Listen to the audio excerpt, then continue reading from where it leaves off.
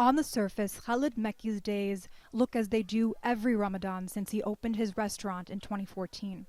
His afternoons are calm and quiet, and his restaurant, which sits along a busy road in northern Virginia, is mostly empty during the day.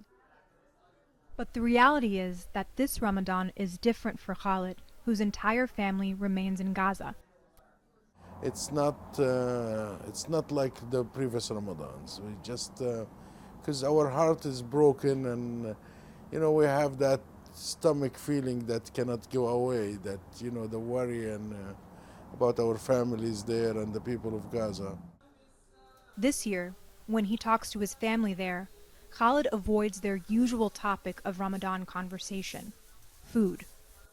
It's depressing when I talk to them about the food. I try not to mention too much. Ramadan is known by the multiple dishes. That doesn't happen in Gaza. It's like if you have one dish, you're lucky. This is a very old picture. Israel's war on Gaza has hit home for Khalid personally. In November, his niece Reem, her 3 children, and her husband were killed after Israel bombed their family home. Reem, she was one of the closest to me. She died the day after the march in D.C. And I sent her the pictures of the march, like we're not sitting down, you guys under it. We're voicing ourselves against this oppression. Shortly after Reem's death, Khalid announced an UNRWA fundraiser at the restaurant in her honor. And the turnout was so immense, it created a traffic jam and a line that wound around the building. At Bawadi, Ramadan is one of the busiest times of year. And as the sun sets, the familiar rhythms of the Islamic holy month of fasting begins.